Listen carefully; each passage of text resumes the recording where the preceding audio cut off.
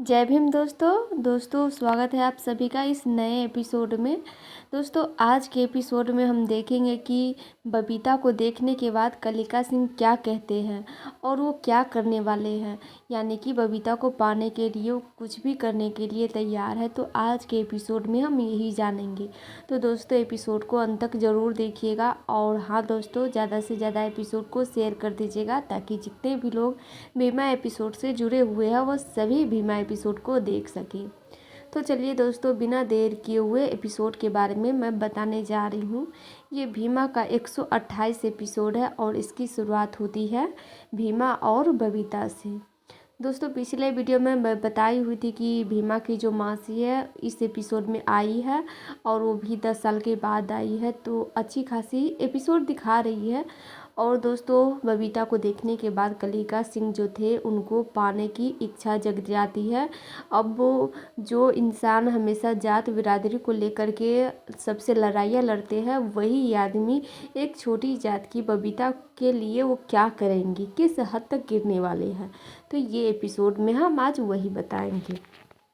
तो दोस्तों एपिसोड में यही होता है। शुरुआत में भीमा की मासी दोनों आपस में बात कर रही थी। बात करने के बाद बबीता कहती है कि चलो भीमा हम कुछ खाते हैं, भूख ज़ोर से लग रही है। इतना कह के वो चली जाती है घर के अंदर। लेकिन दोस्तों छुप के वहाँ पे कलिका सिंह देख रहे थे बबीता को। उनको देखने के बाद एकदम से वो पागल हो गए थे। लेकिन दोस्तों उनको समझ में नहीं आ रहा था कि वो क्या करे, कैसे करे। जब छुपके कलिका सिंह देख रहे थे और कह रहे थे कि मैं किसी भी तरह इसको पाकर के ही रहूँगा, और वैसे भी मेरा कहना कौन नहीं मानेगा, जो समाज है हमसे ही चलता है और मैं जो कहूँगा इस समाज वाले को वही करेगा, और भला मेरा बुरा कौन कर सकता है। ये सारी बात जो है बिशंबर सुन लेते हैं। तो बिशंबर उनसे कहने लगते हैं कि वाह भैया, दिन के उजाले में सभी को बिरादरी का ठोस दिखाते रहते हैं, अब वही रात के समय उसी बिरादरी के पाने को इच्छा रखते हैं।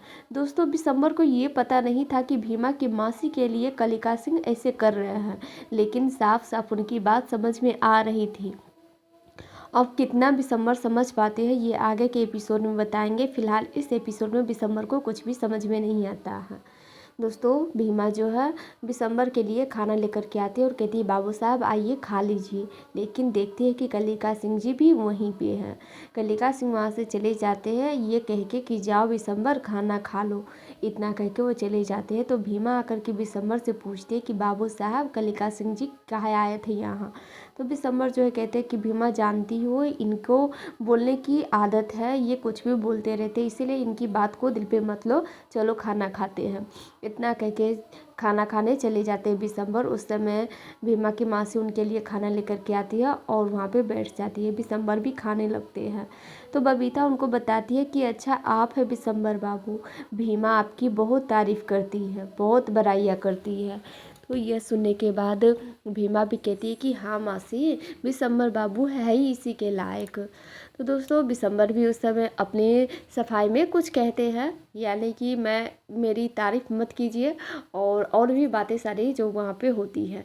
लेकिन दोस्तों उसके बाद भीमा कहने लगती है कि मासी कोई कोई चीज़ में बिशंबर बाबू बहुत बुरे हैं। इतना कह के वो घर के अंदर चले जाती है। तो दोस्तों बबीता जो है बिशंबर जी से पूछने लगती है कि भीमा ने ऐसा काहे कहा आपके बारे में। तो दोस्तों बिशंबर जो है बबीता को ये बताते हैं कि भीमा को ऐसा लगता है कि मैं अपने अम्मा के घर को छोड़ के यहाँ पे आके रह रहा हूँ, मुझे अम्मा से लड़ना चाहिए था, अपने हक की लड़ाई लड़नी चाहिए थी। तो भीमा को ऐसा लग रहा है, लेकिन मैं लड़ना नहीं चाहता हूँ, क्योंकि जिस घर में आपको बात बात पे गिराया जाता है, नीचा दिखाया जाता है, मारा जाता है, पीटा जाता है, उसकी बात की कोई वैल्यू नहीं की जाती है, उस घर में हम कैसे लड़े, हम लड़ना भी नहीं चाहते हैं। इतना कह के वो खाना खाने लगते हैं। दोस्तों वहीं दूसरी तरफ भीमा जो है अपनी माई के लिए खाना लेकर के जाती है, उनको खिलाने लगती है। तो वहाँ पे फिर से बबीता आके बैठ जाती है। उनको देखने के बाद वो सभी बहुत ज़्यादा खुश थे। दोस्तों भीमा जो है अपनी माई से पूछती है कि आप बताइए आपकी बेटी के बारे में कुछ याद है। तो धनिया उनको बताती है कि मेरी बेटी जो है पढ़ना लिखना चाहती थी, बहुत पढ़ना चाहती थी और पढ़ लिख करके डीएम बनना चाहती है।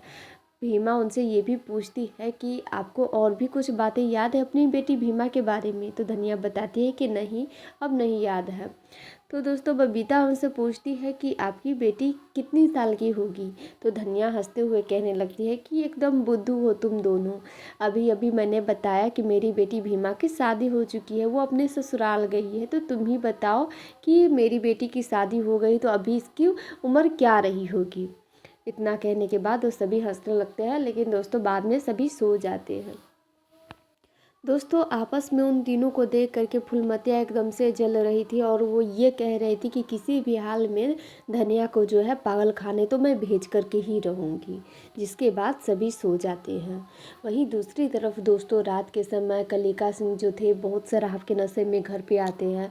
तो धर्मशिला जो है उनको आकर के पकड़ती है और कहती है कि चलिए आप रूम में सो जाते हैं।